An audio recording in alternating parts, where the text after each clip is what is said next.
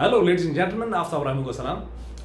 मौसीकी और रक्स सूबा सिंध की तहजीब और सकाफत में दो अहम जुज़ माने जाते हैं। बहुत से लोगों का ख्याल है कि इन दोनों चीज़ों के बगैर सिंध की सकाफत और तहजीब अधूरी है।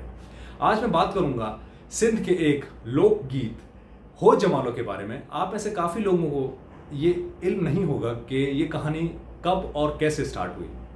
ये बात है 1887 की, जब अंग्रेज़ सरकार ने सक्खर के करीब एक ब्रिज तामीर किया।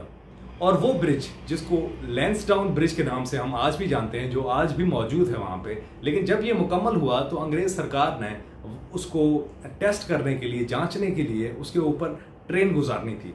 लेकिन उस वक्त का कोई भी ट्रेन ड्राइवर वो ट्रेन गुजारने के लिए तैयार नहीं था। तो अंग्रेज़ सरकार ने एक ऐलान किया कि जो भी बंदा इस ट्रेन को इस लैंसडाउन ब्रिज के ऊपर से गुजारेगा उसको हम बहुत बड़ा इनाम देंगे।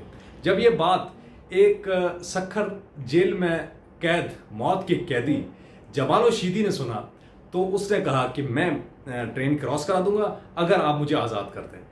जब अंग्रेज़ सरकार ने ये बात सुनी तो वो इस शर्त पे राज़ी हो गई और जमालो साहब को ट्रेन की ड्राइविंग की ट्रेनिंग दी गई।